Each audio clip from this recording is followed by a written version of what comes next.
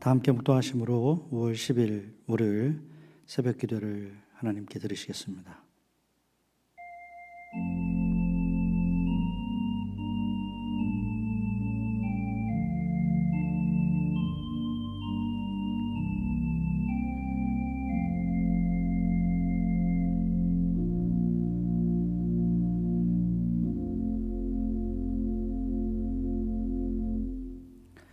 새로운 한 주를 또한 저에게 허락해 주신 하나님께 감사를 올려드립니다. 하루하루 지내는 그런 시간 동안에 우리가 하나님의 자녀임을 잊지 않게 하시고 하나님의 뜻을 위해서, 하나님의 기쁨이 되기 위해서 아버지 사랑 올려드리며 또 누리며 또 나누며 살 수 있도록 하나님 인도하여 주시옵소서. 어디를 가든지 하나님의 나라가 우리들의 삶과 또 우리들의 전하는 모든 언행을 통하여 이루어질 수 있도록 하나님 함께해 주시기를 간절히 소원하며 원합니다. 우리의 부족한 모습은 다 십자가의 은혜로 가려주시고 우리 안에 주시는 그 기쁨과 평강이 충만한 삶 될 수 있도록 주여 함께해 주시옵소서. 이 예배를 통하여 예비하신 은혜로 채워주시고 다시 한번 하나님의 그 은혜 가운데 더 가까이 나아갈 수 있는 복된 시간으로 함께하여 주시옵소서. 감사하며 예수님의 이름으로 기도합니다. 아멘. 찬송가 295장 함께 부르시겠습니다.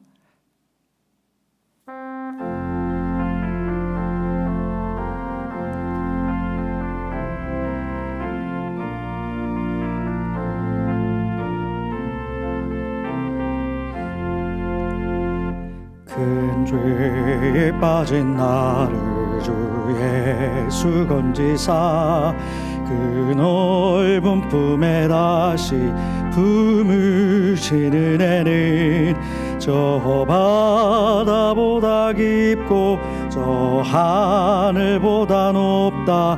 그 사랑 영원토록 나 찬송하리라. 날로 더욱 귀하다, 날로 더욱 귀하다.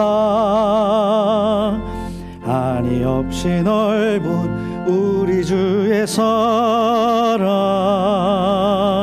날로 더욱 귀하다. 옛날에 유대 땅에 주 예수 다닐 때 그 은혜 받으려고 큰 무리 모였네.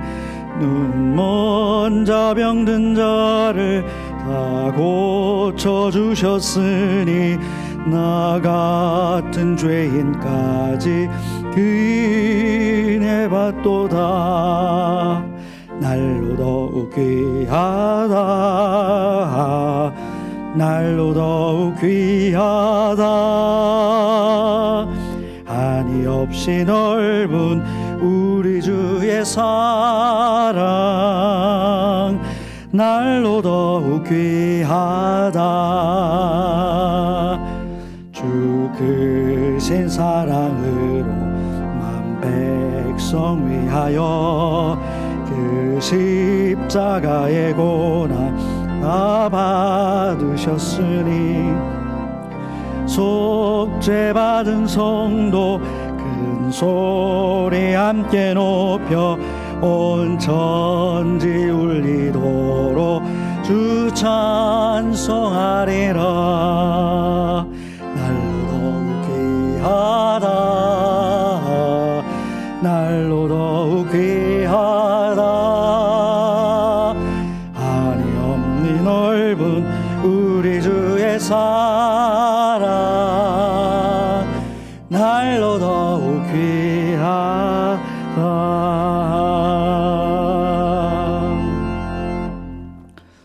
아멘. 하나님의 말씀 요한일서 2장 28절부터 3장 10절의 말씀 봉독해 올리겠습니다. 자녀들아 이제 그의 안에 거하라.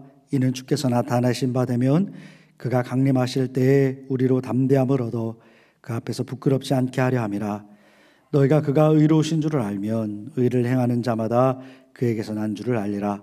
보라, 아버지께서 어떠한 사랑을 우리에게 베푸사 하나님의 자녀라 일컬음을 받게 하셨는가? 우리가 그러하도다. 그러므로 세상이 우리를 알지 못함은 그를 알지 못함이라. 사랑하는 자들아, 우리가 지금은 하나님의 자녀라. 장래에 어떻게 될지는 아직 나타나지 아니하였으나 그가 나타나시면 우리가 그와 같을 줄을 아는 것은 그의 참모습 그대로 볼 것이기 때문이니 주를 향하여 이 소망을 가진 자마다 그의 깨끗하심과 같이 자기를 깨끗하게 하느니라. 죄를 짓는 자마다 불법을 행하나니 죄는 불법이라. 그가 우리 죄를 없애려고 나타나신 것을 너희가 아나니 그에게는 죄가 없느니라. 그 안에 거하는 자마다 범죄하지 아니하나니 범죄하는 자마다 그를 보지 못하였고 그를 알지도 못하였느니라. 자녀들아, 아무도 너희를 미혹하지 못하게 하라. 의를 행하는 자는 그의 의로우심과 같이 의롭고 죄를 짓는 자는 마귀에게 속하나니 마귀는 처음부터 범죄함이라. 하나님의 아들이 나타나신 것은 마귀의 일을 말하라 하심이라. 하나님께로부터 난 자마다 죄를 짓지 아니하나니 이는 하나님의 씨가 그의 속에 거하며 그도 범죄하지 못하는 것은 하나님께로부터 났음이라. 이러므로 하나님의 자녀들과 마귀의 자녀들이 드러나나니 무릇 죄를 행하지 아니하는 자나 또는 그 형제를 사랑하지 아니하는 자는 하나님께 속하지 아니하니라. 하나님의 말씀입니다. 하나님을 믿는 자들, 하나님을 믿는 사람들을 정의하는 용어들이 성경에는 다양하게 나오죠. 또 뭐가 있을까요? 하나님의 백성라는 말이 있죠. 또 하나님의 종, 제사장 나라의 사람들, 거룩한 백성인 성도, 또 그리스도인, 천국 백성 등등이 있을 것입니다. 근데 뭐니 해도 하나님과의 이 관계에 있어서 가장 친밀하게 그렇게 설명해 주는 명칭이 있습니다. 그것은 바로 하나님의 자녀다라는 것이죠. 이 명칭은 단지 하나님과 그를 믿는 사람들의 그 아주 친밀함을 표현해 주려고 비유적으로 사용한 것일까요? 그렇지 않습니다. 실질적으로 성도들은 하나님의 자녀가 되었다라는 것을 선포하고 있는 그런 용어입니다. 성도는 하나님과 가족 구성원이 된 것이다 라고 선언하는 것이죠. 하나님의 자녀에서 이 자녀라는 이 용어는 신약에서 크게 두 가지로 사용합니다. 우리는 그냥 한국말 성경으로 하나님의 자녀 이렇게 똑같이 사용하고 있지만 헬라어 원문을 보면 조금 다르게 나오는데요. 먼저는 휘오스라는 단어입니다. 휘오스. 사도 바울이 주로 사용했던 말인데 양자의 개념으로, 그러니까 법적인 그런 지위를 나타내는 겁니다. 법적으로 자녀다라는 그런 용어의 뜻이 휘오스입니다. 근데 오늘 본문에 나오는 하나님의 자녀는 어떤 단어냐면 테크나라는 단어인데 이것은 출생으로 인한 자녀됨을 의미합니다. 출생, 태어났다라는 거죠. 자, 그러니까 성도는 하나님으로부터 태어나진 존재이다라는 것을 담고 있는 겁니다. 그런 의미에서 우리 성도는 하나님의 자녀이다. 자, 그러면 성도는 양자입니까? 아니면 태어난 존재, 친자처럼 태어난 존재입니까? 하나님은 양아버지인가요? 아니면 친아버지인가요? 요한복음 3장에 보면 예수님께서 니고데모에게 이렇게 말씀하셨죠. 진실로 진실로 내게 이르노니 사람이 거듭나지 아니하면 하나님 나라를 볼 수 없느니라. 자, 여기서 거듭나야 된다. 거듭나야 하나님 나라를 볼 수 있다라고 말씀하고 있습니다. 이 말씀에 니고데모가 질문을 했죠. 우린 이미 태어났고 장성했는데 어떻게 다시 태어날 수 있습니까? 어떻게 거듭날 수가 있습니까? 어머니 태 속에 들어가야 합니까? 라고 이런 질문을 했죠. 자, 그랬을 때 예수님께서 이렇게 말씀하셨습니다. 자, 육으로 난 것은 육이요, 영으로 난 것은 영이니 내가 내게 거듭나야 하겠다라는 말을 놀랍게 여기지 말라라고 말씀하셨습니다. 자, 이 말씀을 통해서 우리가 무엇을 거듭난다라는 것을 어떻게 깨달을 수가 있겠습니까? 그러니까 성도는 영적으로 태어난 존재이다. 영적으로 거듭나서 새로운 존재로 태어나게 되었다라는 것을 의미하는 것입니다. 사도 바울의 개념은 양자의 개념이었잖아요. 법적인 이 자녀. 어떻게 설명할 수 있을까요?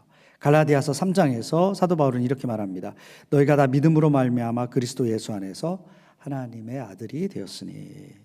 자, 이 말씀을 하기 위해서 사도 바울은 믿음이 오기 전 율법의 종이 되어서 살아가던 그런 우리 성도들의 삶을 말씀했습니다.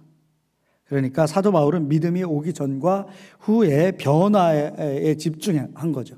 그런 차이를 설명하기 위해서 이 단어를 쓴 겁니다. 그러니까 법적인 지위가 이렇게 바뀌었다를 강조하기 위해서 휴스라는 단어를 쓴 것이죠. 그래서 하나님의 자녀라고 했을 때 사도 바울이 얘기한 거나 아니면 요한 사도가 이야기한 것이나 차이가 없는 다시 태어난, 법적으로 바뀌었고 그리고 영적으로 새로 태어난 그런 하나님의 자녀가 된 것입니다. 그래서 요한복음 1장 12절 13절은 이렇게 말씀합니다. 영접하는 자 곧 그 이름을 믿는 자에게는 하나님의 자녀가 되는 권세를 주셨으니 이는 혈통으로나 육정으로나 사람의 뜻으로 나지 아니하고 오직 하나님으로부터 난 자들이니라. 자, 예수 그리스도를 믿는 사람들, 모든 성도는 하나님의 자녀로 새롭게 태어난 자들이다라는 것입니다. 자, 이렇게 법적으로 또 질적으로 성도들은 하나님의 자녀가 되었습니다. 영적으로 이 하나님과 이 가족의 공동체의 구성원으로 된 것이죠. 예수 그리스도 안에서. 자, 이렇게 하나님의 자녀가 된 성도들. 자, 그렇다면 성도가 되었는가 안 되었는가 이 증거라는 것을 우리가 어떻게 알 수 있습니까? 오늘 말씀에 나옵니다. 이 말씀을 토대로 성도의 하나님의 자녀됨의 그 증거를 한번 찾아보겠습니다. 첫 번째로는요, 하나님 안에 거한다라는 겁니다. 28절에서 자녀들아 이제 그의 안에 거하라. 이는 주께서 나타내신 바 되면 그가 강림하실 때 우리로 담대함을 얻어 그 앞에서 부끄럽지 않게 함이라. 그러니까 그의 안에 거하게 되는 것이죠. 주 예수를 믿고 하나님의 자녀가 된 성도들은 이제 주님 안에 거하게 된다라는 것을 볼 수가 있습니다. 주님과의 친밀한 관계 속에서 살아간다는 그런 말씀이죠. 가족 공동체의 특징이 뭡니까? 늘 친밀하죠. 같이 거하고 같이 지내고 같이 먹고 그런 관계 속에 살아가는 겁니다. 자, 주님을 믿기 전에 추구했던 삶의 목표가 대부분 무엇인가요? 어떻게 하면 나를 더 나은 사람으로 만들 수 있을까? 어떻게 하면 더 성공할까? 나를 더 드러낼 수 있을까? 등등 이생의 자랑에 집중하고 그것을 이루기 위해서 살아갑니다. 그러나 하나님의 자녀가 되면 어떻습니까? 어떻게 하면 하나님을 기쁘시게 할까? 하나님의 뜻이 무엇일까? 그래서 그런 책도 있잖아요. 예수라면 어떻게 할 것인가? 내가 어떤 삶의 현장에서 선택해야 될 때, 잘 모를 때, 이럴 때 질문을 던지는 거죠. 주님이라면 이때 어떻게 하실까? 자, 그렇게 하나님의 뜻을 추구하는, 묻는, 따르는, 하나님의 의를 실현하는 것, 하나님께 영광을 올려드리는 것을 가장 중요하게 생각하고 그것에 맞춰서 살아간다. 그리고 말씀에 순종하며 삶을 산다. 그것이 하나님의 자녀됨의 증거가 될 수 있는 겁니다. 오늘 말씀에 또 보니까 누가 보든 안 보든 이렇게 늘 하나님 앞에서 살아가는 삶을 산 자들은 당장 주님이 오늘 재림하여도 심판주로 오시더라도 두렵지 않다. 담대하다라는 겁니다. 담대하게 주님을 기쁘게 맞을 수 있는 영적인 자신감, 그 가운데 살아가게 되는 것이죠. 그래서 죽음이 그렇게 두렵지가 않습니다. 죽음이 끝나는 것이 아니라 뭐예요? 다시 주 예수 그리스도 안에서 새로운 시작이고 주님을 만날 것을 알기 때문에 두렵지가 않습니다. 어떻습니까? 이런 영적 자신감과 담대함으로 살아가고 있습니까? 주님의 영광을 위해서 어떻게 살아갈까? 그것이 또 나의 스스로의 질문이 되기도 합니까? 하나님의 자녀, 하나님의 자녀는 그렇게 묻고 주님을 위해서 살아가는 그런 사람들인 줄 믿습니다. 자, 그리고 두 번째 증거가 있어요. 그건 뭐냐면 죄를 짓지 않는다라는 겁니다. 예수님께서 모든 죄를 없애기 위해서 이 땅에 오셨습니다. 자, 마귀를 권능으로 이기신 주님이 우리의 중심에 계시기 때문에 주님을 모시고 다시 태어난 자들은 결코 죄를 짓지 않는다라고 그렇게 요한 사도는 강조하고 있습니다. 자, 역으로 죄를 범해요. 계속해서 죄를 범한다? 그러면 어떤 사람이에요? 예수를 보지도 못하고 알지도 못하는 사람이다라고 오늘 본문은 말씀하고 있습니다.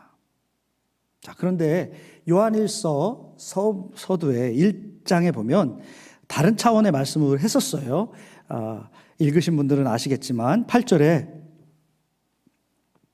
만일 우리가 죄가 없다고 말하면 스스로 속이는 자요, 속이고 또 진리가 우리 속에 있지 아니할 것이요 라고 말했습니다. 10절에서 만일 우리가 범죄하지 아니었다 하면 하나님을 거짓말하는 이로 만드는 것이니 이는 또한 그의 말씀이 우리 속에 있지 아니하니라.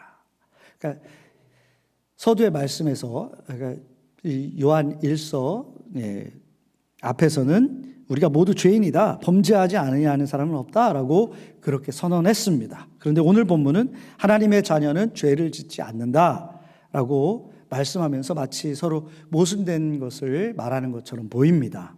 그러나 1장의 말씀은 모든 사람을 의미하는 겁니다. 하나님 앞에서 모든 사람은 죄를 짓고 심판받을 자입니다. 그래서 그 모든 사람은 예수 그리스도의 은혜가 필요한 것이죠. 스스로 죄가 없다라고 선언할 수 있는 자들은 세상에 아무도 없고, 또 그렇게 하면 그것은 하나님 앞에 가증한 모습인 것입니다. 그렇게 설 사람은 아무도 없습니다. 그렇게 죄인 있는 자들이 주 예수 그리스도의 은혜 앞에서 죄를 자복하고 주님을 믿게 될 때 모든 불의에서 깨끗한 자들이 되었고 하나님의 자녀가 된 것입니다.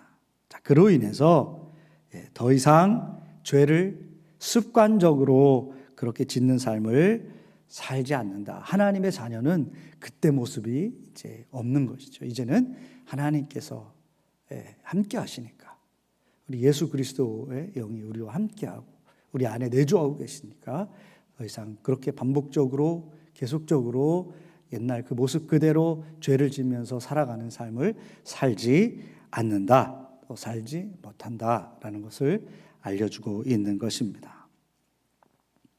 그리고 사도 바울이 이 말씀을 썼을 때의 그 시대적 배경을 우리가 좀 살펴볼 필요가 있습니다. 당시 우리가 계속 들은 이야기지만 당시에 초대교회에 아주 도전이 되는 잘못된 가르침, 이단 사상이 있었어요. 그게 뭐냐면 영지주의입니다. 그 영지주의가 교회에 깊숙이 침투해서 들어와서 성도들을 미혹했습니다.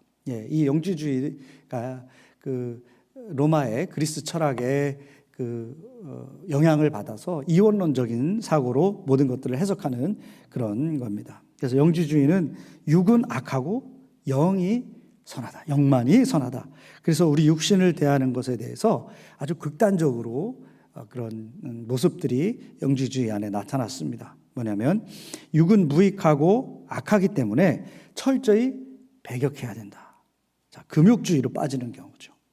철저히 몸을 돌보지 않는 그런 경우입니다.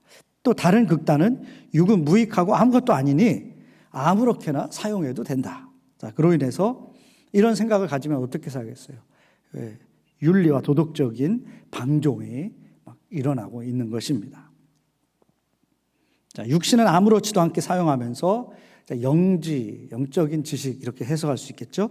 궁극적인 지식, 영을 살리는 지식, 그것이 그 지식을 온전히 추구했을 때에 그 지식으로 인해서 구원을 받는다라는 그런 생각들이 팽배했던 겁니다. 그리고 교회에 깊숙이 들어왔어요. 생각해 보세요. 당시 사람들, 많이 배운 사람들은 물론 있지만 또 그렇지 않은 사람들이 더 많지 않았겠어요, 지금보다. 그러니까 대다수의 사람들은 지식을 추구하는 것들이 어려운 겁니다. 어떻게 보면 굉장히 투박하게 아주 순수하게 신앙생활을 하는 사람들이 대다수였고, 또 지식을 추구하는 사람들이 고상한 그런 삶을 사는 것 같고, 또 자신들이 더 잘 믿는 것 같고, 그래서 교회에 그 영향력을 미칠 수 있는 지식층들이 이런 영지주의에 영향을 받고 또 사람들에게 나쁜 영향을 미치는 그런 안타까운 상황이 점점 자리를 잡고 있었던 것입니다. 자, 그런 상황 속에서 이 본문이 쓰여진 것이죠. 자, 그러면서 강조하고 있습니다. 자, 이러한 방종하는 삶, 육신을 아무렇게나 써도 된다라는 그런 도덕적인 윤리적인 방종의 삶, 그런 삶은 하나님의 자녀로서의 삶이 아니다라는 겁니다. 예. 죄의 열매를 믿음의 사람들이 아무렇게나 맺을 수는 없는 것이다. 그것은 하나님의 자녀의 열매가 아니라 오늘 본문의 말씀이죠, 마귀 자녀의 열매다라는 것을 분명히 밝히고 있는 것입니다. 주님 안에서 우리 성도들은 분명히 자유함을 얻습니다.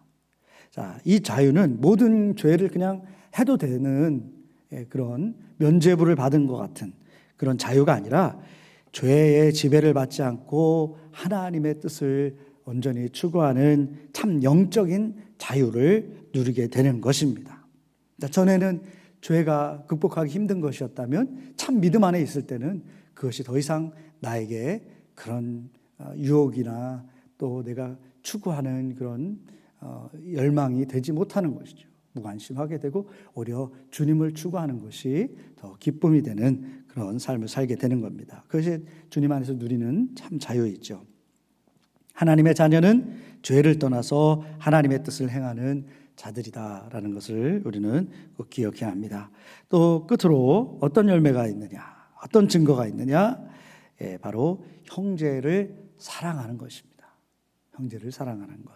10절에 무릇 의를 행하지 않는 자나 형제를 사랑하지 아니하는 자는 하나님께 속하지 아니하니라. 의를 행하고 형제를 사랑하는 것.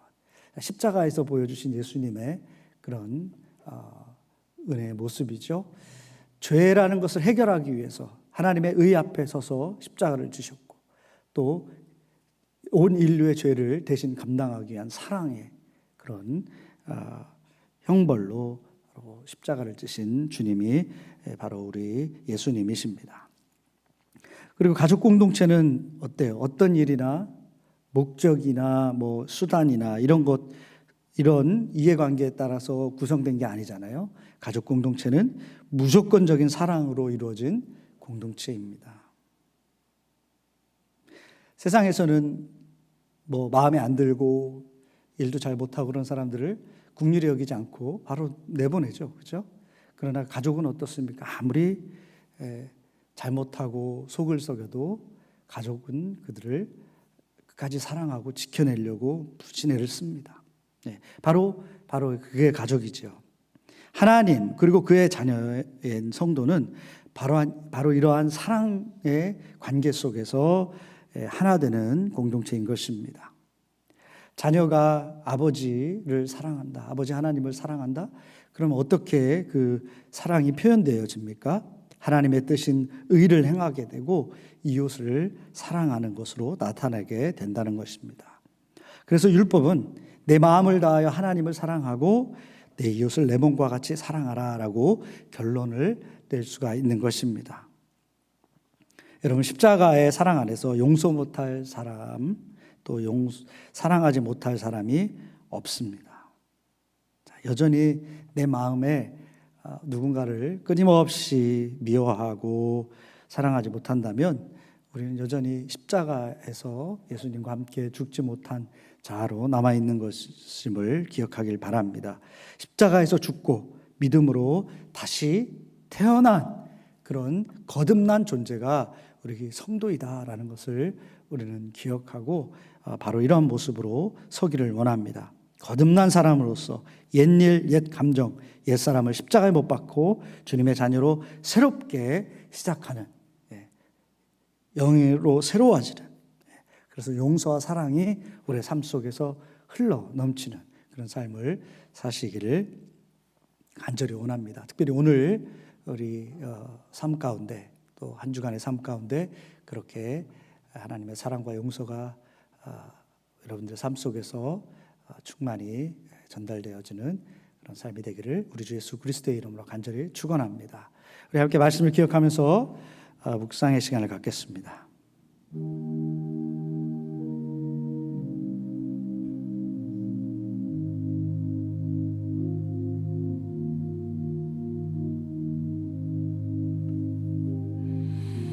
하나님,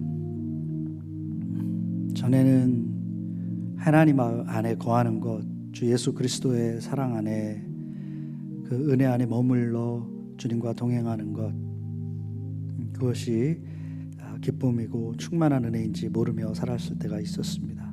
그러나 주님의 그 구원의 은총으로 말미암아 이젠 세상이 아니라 하나님 안에 거하고 주님과 동행하는 것이 가장 선하고 아름답고 귀한 삶인 줄 믿고 하나님 안에 온전히 거할 수 있도록 인도하여 주시옵소서. 주님과 하루하루 늘 동행할 때 주님 언제 오시든 담대하게 주님을 맞이할 수 있는 우리 삶이 되게 하여 주시옵소서.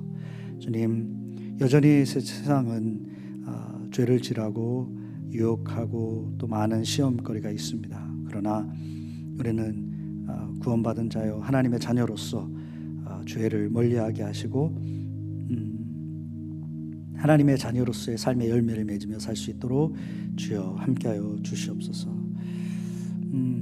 우리 안에 형제를 사랑하는 그런 모습들, 주님이 우리를 사랑하신 것처럼 이웃을 사랑할 수 있는 넉넉한 마음, 용서의 마음을 더하여 주시옵소서.